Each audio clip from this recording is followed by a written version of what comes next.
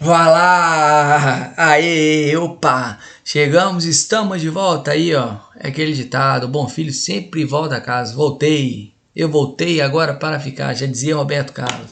Mas é isso aí, gente. Meu nome é Leonardo, vim aqui fazer a apresentação de Cálculo 3 para vocês, uma aplicação de sistema de EDO, uma aplicação fantástica, apesar de vocês estarem vendo aí uma foto não muito agradável, mas é uma aplicação muito bacana que vocês tenham certeza que vão achar interessante.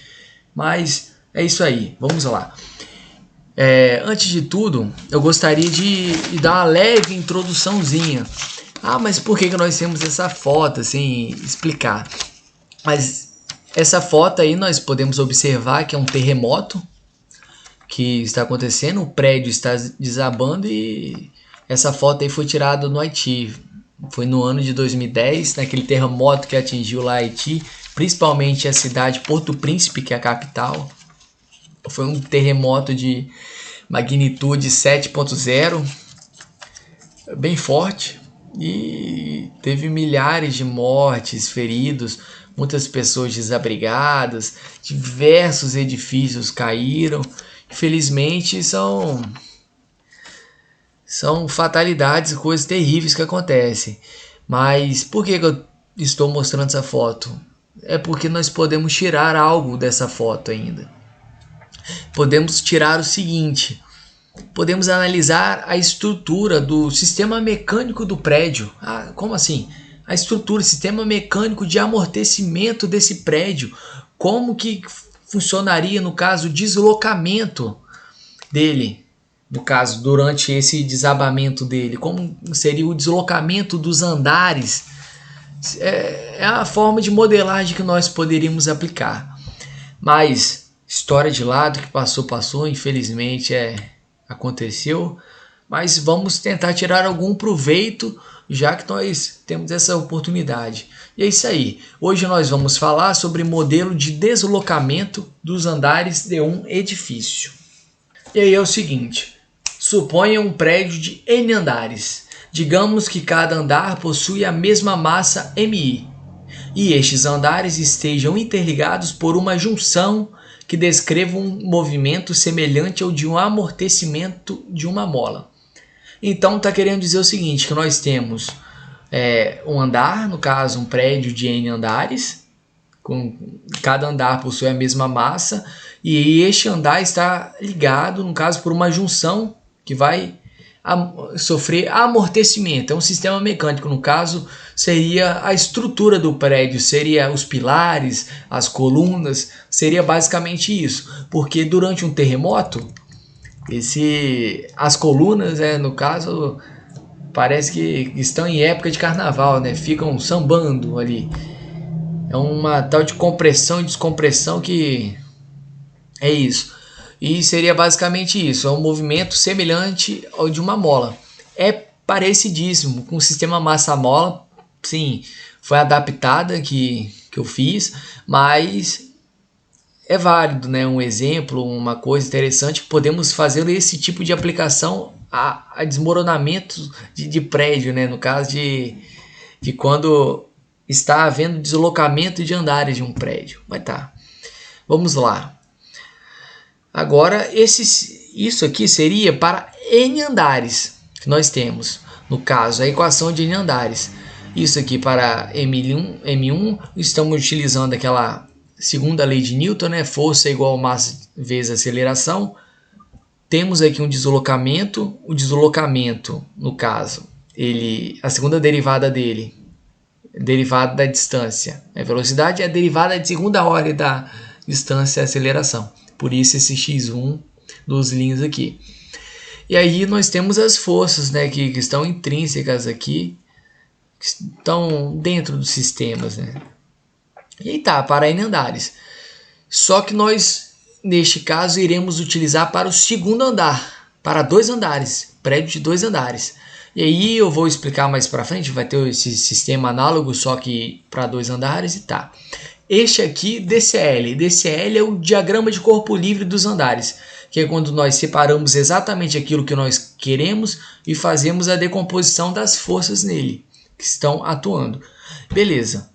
Para então exemplificarmos, vamos supor que seja um prédio de 2 andares, como eu disse, onde cada andar possua massa de 6.000 kg, esse andar tem 6.000 esse também, e uma força restauradora de K, igual a 18.000 kg por segundo ao quadrado, que no caso seria a constante de deformação, né? No caso do concreto, da viga, eu não sei, vai depender do prédio.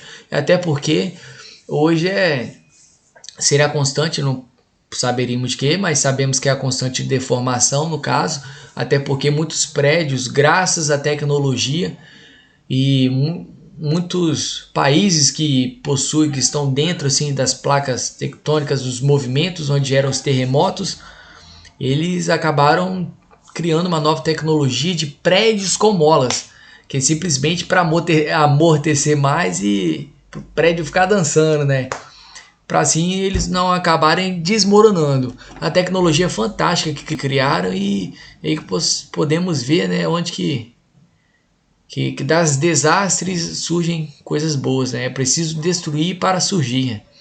É isso. Mas também, né, prédio é aquilo, né? Construir um prédio não é fácil, é difícil. Mas sem piadas à parte, vamos dar início aqui ao sisteminha. Esse sisteminha aqui, como que vai funcionar? Vamos utilizar o diagrama de corpo livre dos andares. Ele vai funcionar da seguinte forma. Eu tenho essa forma K0x1. Ah, mas que força é essa? Beleza. Eu tenho um térreo, tenho um primeiro andar, tenho um segundo andar e tenho um teto, né, do segundo andar. Beleza. O térreo, ele vai, no caso, neste pilar, ele vai fazer uma força para cima, subindo, para suportar o primeiro andar. E o primeiro andar, no caso, ele vai fazer uma força em sentido contrário, ação e reação, para baixo. Como se estivesse comprimindo, é onde há o equilíbrio, né? Só que neste caso aqui, podemos ver que houve desequilíbrio. Essa fórmula aqui, este desenho é a representação do prédio em equilíbrio, isso aqui é um desequilíbrio. Tanto é que nós podemos ver os deslocamentos que aconteceram. E é isso. A compressão aqui também, né, que diminuiu. Se houve deslocamento do andar, o prédio desmoronou, tadinho. Então, foi o que aconteceu. E aí nós temos o seguinte, beleza. Se o K0, o térreo, faz a força para cima, então o primeiro andar vai fazer a força para baixo para neutralizá-lo, ação e reação. Terceira lei de Newton. E aí tá. Temos no primeiro andar também a força que o andar exerce sobre o térreo. Não é simplesmente deste pilar, mas o andar em si, ele vai exercer uma força sobre o térreo, sobre o chão, sobre tudo. Essa força seria K1x1, que seria a força de deslocamento, no caso, que houve, a compressão do prédio, o deslocamento dele. Temos a força K1x2, que seria a força que é análoga do que o térreo faz o primeiro andar. Essa daqui seria a força que o primeiro andar exerce sobre o segundo. É uma força para cima, segurando o segundo andar. E aí justamente o que acontece, ó. O segundo andar vai exercer a força para baixo. Então o primeiro andar exerce a força do primeiro para o segundo, força positiva. E o segundo exerce a força do segundo para o primeiro, força negativa. Neutralização, ação e reação. Beleza. Aí tem um K2x2, que é análogo, né, a força do andar aqui que está exercendo sobre o restante do prédio. Tem a força K2x3. K2x3 por quê? Temos o teto aqui. Se nós temos o teto, então, querendo ou não, o andar vai exercer a força para o teto não cair. Então, o K2x3. É isso. E aí tá, vemos aqui diretamente para cá. Menos K0x1 do primeiro andar. Menos, aí no caso, mais K1x2, tá positivo, a força do primeiro andar exerce sobre o segundo, positivo, menos K1x1, que está caindo, está para baixo, top, primeiro andar resolvido. Segundo agora, temos exatamente essa força aqui, que o primeiro andar exerce sobre o segundo, então é a mesma força, porém, sentido contrário. Agora eu tenho a força K2 vezes K3, para cima, menos K2, K2 descendo. E aí que você percebe que eu só juntei assim, mas é para ficar mais organizado, em questão das constantes aqui, mas é analogamente. E aí nós substituímos aqui no sistema O M1 e M2, que ambas são 6.000 quilos, substituímos por 6.000 e o K por 18.000. No caso, X3 seria 0 porque não temos outro andar, e aí teremos o sisteminha desta forma. Beleza, X1 e X2. E agora vamos dar nome aos bois, vamos assim dizer. Eu tenho X1 e X2, duas linhas no caso, eu vou chamar Y1 de X1. Beleza. Y2, chamo de X2. Tranquilo. Y3 de X1 linha. Pera lá. Y4, X2 linha. Beleza. Aí tá. Se eu derivo esse Y aí, esses Ys que eu acabei de enumerar, se eu derivo eles, então se eu derivo X1, vou ter X1 linha. O que é X1 linha? Y3, coloca aí. Derivo Y2. Y2 é X2 linha. X2, derivo X2, X2 linha. O que é X2 linha? Y4, coloca aqui. Tem o Y3. Y3 é X1 linha. Se eu derivo mais uma vez, então Y é 3 linha é igual a X1 duas linhas. X1 duas linhas é o quê? A equação de sistema aqui. E a mesma coisa para o Y4, sistema aqui. Aí, escrevi da forma matricial, Y' é igual a matriz A vezes Y. E aí nós poderemos utilizar agora a técnica de resolução de sistema de ETL utilizando no alto valor e alto vetor. Simples. Pronto. Agora vamos encontrar o alto valor, o alto vetor correspondente. Vamos jogar na solução geral e piribicatabamba, encontraremos todas as soluções. E aí tá, a matriz A, no caso, é porque não tem, aqui no caso, no Y1', não tem nada no Y1, não tem nada no Y2, tem só Y3, tá aqui. No Y2 aqui, ó, tem só Y4. Aqui no Y3 tem o sistema, mesma coisa. Aí onde não tem é 0. E aí tá, calculando os autovalores.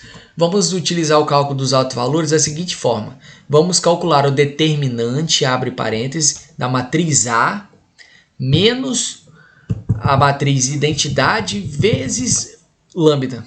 Como assim? Tem a matriz identidade que é triangular, superior e inferior. E a diagonal principal é composta toda por 1.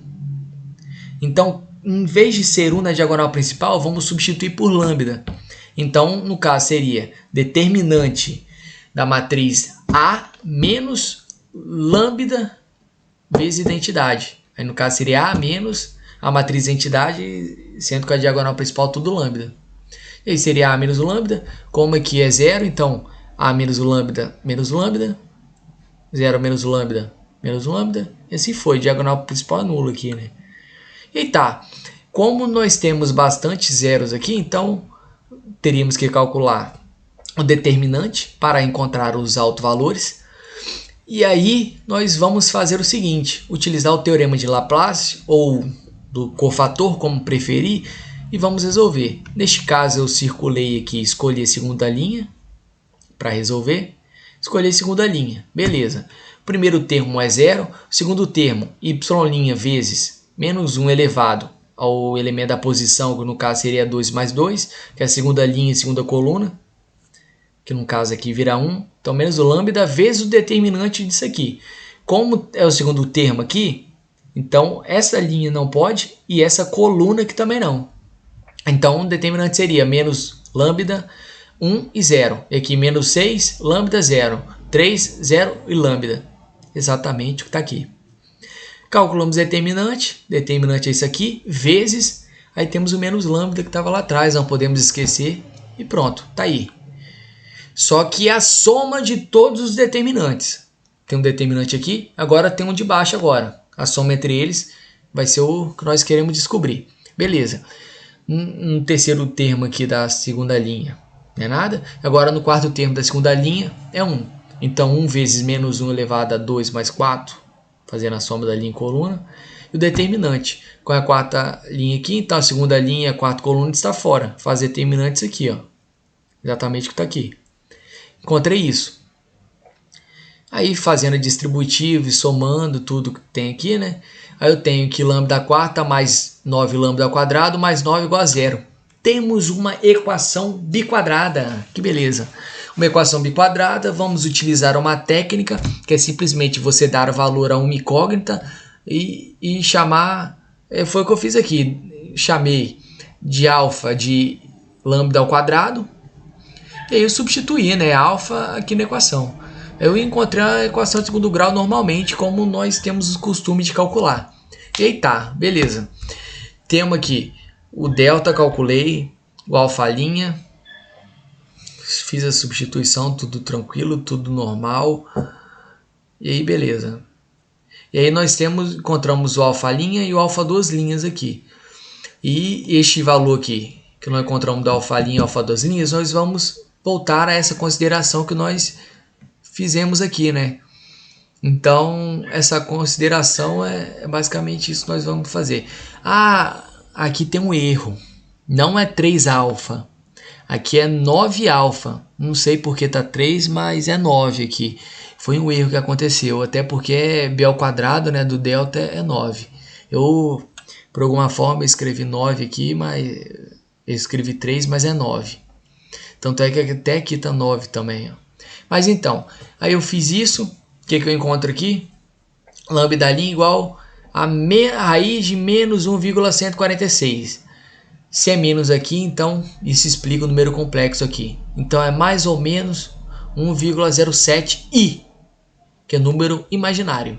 Então tá, encontramos dois autovalores já, que é o mais 1,07i e menos 1,07i. Agora vamos para o segundo autovalor. Apenas tirei a raiz quadrada aqui. Tem um que vai ser mais ou menos 2,8i. Então encontramos agora o terceiro e o quarto autovalor. Pronto. Agora com esses valores aqui, nomeei, dei nome aos bois. E agora encontramos o autovetor correspondente a cada lambda, a cada autovalor. Então tá. Encontrando o autovetor correspondente. Vamos utilizar a relação A vezes B igual a vezes V é igual a lambda vezes V. E aí tem a matriz A vezes o vetor V, né? É igual a lambda vezes o vetor V. Beleza, poderia usar assim ou poderia utilizar da seguinte forma. Eu tenho AV e aqui eu tenho lambda V. Subtraio lambda V dos dois lados da equação. Esse lado aqui ficaria zero e aqui ficaria AV menos lambda V. Se eu coloco V em evidência, então ficaria A menos, que se eu subtrair, né? Então seria A menos lambda vezes identidade vezes V igual a zero. Outro sistema, aí no caso seria um sistema homogêneo que nós estaríamos fazendo. Mas é a mesma forma, é só fazer a resolução de sistema, já coloquei direto porque é só fazer a resolução de sistema e é isso. Encontramos o autovalor 1. Do autovalor 1 encontramos o autovetor 1. Então o autovetor seria esse. Para o lambda 3 temos o autovetor também. Para este aqui temos o autovetor correspondente, o outro autovetor correspondente. Simples. É isso que nós temos aqui. Agora, portanto, agora vamos jogar na solução. Só que não é só um autovalor que nós temos. Nós temos 4 autovalores e 4 autovetores. Então, devemos fazer a solução, no caso, para cada autovalor e para cada autovetor, no caso, e depois somar todas essas soluções, que aí vai ser a solução geral. E multiplicar por uma constante, né, no caso. Cada negócio. Mas tá, beleza. Aí tá, tem o y1 de t igual ao autovalor, correspondente ao lambda 1, esse aqui, é elevado a lambda 1 vezes t. É elevado a lambda 1, que é 1,07it. Beleza, tenho ele aqui. Assim como eu fiz de forma análoga aos outros, o procedimento é o mesmo, não tem por que repetir. É basicamente isso, só fiz a substituição. E através dessa substituição aqui, nós temos uma seguinte coisa aqui. Podemos transformar este i de número complexo, que está elevado a it, aqui. Podemos transformar e colocar seno e cosseno no meio. Olha que beleza. Vamos utilizar a fórmula e a equação de Euler. Que a equação de Euler é a seguinte. É elevado a it. que é a mesma coisa que cosseno de t mais i seno de t. Então é isso. Se o alto valor que eu tivesse fosse, por exemplo, porque eu só tenho um alto valor e ele é só a parte imaginária, né? Se ele fosse, por exemplo, 1 mais 1,07i, aí o ezinho que multiplicaria aqui teria a parte complexa vezes e o e do real, né? No caso, se fosse 1, então seria e elevado a t. Então ele continuaria aqui. Só que neste caso aqui, com a equação de Euler, nós vamos substituir só o e que está contendo a parte imaginária. Aí vamos substituir ele só. E tá, beleza. O vetor, o autovetor é o mesmo. Aí colocamos cosseno de 1,07t mais i seno de 1,07t. Só fazemos a multiplicação aqui e pronto. Fiz aqui, ó, cosseno de 1,07t aqui, menos isso aqui. E seno de 1,07t, vezes aqui, está aqui. Aqui está negativo, aqui está positivo. Por quê? E cadê o i que estava aqui? Tem aqui, não tem aqui. Porque é o seguinte, só lembrar da potência de número complexo, que é o quadrado, é a mesma coisa que menos 1. Então, se faça a multiplicação aqui, ficaria positivo e mudança de sinal. Eu fiz aqui a distributiva só. Aqui. Eu fiz para o y1, depois vou fazer para os outros também. Só que eu fiz a distributiva, ficou uma bagunça aqui, né? Não sei o que é complexo, o que não é. Eu separei o que é real, o que é imaginário aqui. Aí a parte real tá aqui, ó. Neste caso aqui do primeiro termo. A parte real seria isso, ó. Tá aqui. E a parte imaginária seria aqui, ó. Mas i vezes isso aqui. Eu vou colocar só menos 0,5 cosseno de 1,07t vezes i. Que é multiplicação. E isso daqui, separei o que é real e o que é imaginário. E aí eu vou fazer isso para os outros também. O mesmo procedimento, mas eu já coloquei direto porque a fórmula é análoga e não tem por que ficar repetindo todo o procedimento. É a mesma coisa. E aí é o seguinte, fiz o mesmo procedimento. E agora é só jogar na solução geral. Solução geral do sistema de EDO é dada por y de t é igual a C1 vezes y1 de t, que seria a solução para o alto valor 1 e para o alto valor, no caso lambda 1, e para o alto vetor correspondente a este alto valor lambda 1. E isso é análogo para o C2, para o Y2. Mas aí eu encerrei aqui dessa forma, a resolução do sistema está pronta. Só que eu deixei dessa forma porque, querendo ou não, é a folha que eu tenho aqui. Então, é uma folha e não tenho espaço para colocar, seria poluição visual. Mas é só substituir esse y1 de t aqui por essas soma de matriz aqui. E assim para todas, né? Aí seria C1 vezes aí, só substituir isso aqui. E aí, beleza. Este C1, C2, C3, C4, nós poderíamos descobrir se esse caso fosse um problema de valor inicial, que fosse um PVI. Mas como não é, então fica dessa forma aí. Mas é isso, muito obrigado pela atenção. É uma maneira que nós temos de aprender coisa nova através, infelizmente, desses desastres, essas catástrofes que acontecem aí. Nós podemos retirar alguma coisa boa, né? No caso, nós podemos fazer o estudo, no caso do deslocamento dos andares de um prédio e é aquilo, né? Se tem prédio, edifício, né? Se tem prédio, edifício. Então, mas é isso. Muito obrigado pela atenção. Espero que tenham realmente gostado do tema. É uma aplicação de sistema mecânico, né? De sistema de EDO. É parecido com o sistema de massa-mola, mas é uma aplicação diferente. Mas é isso aí. Muito obrigado. Forte abraço. É isso aí. Obrigado pela atenção aí. Tamo junto.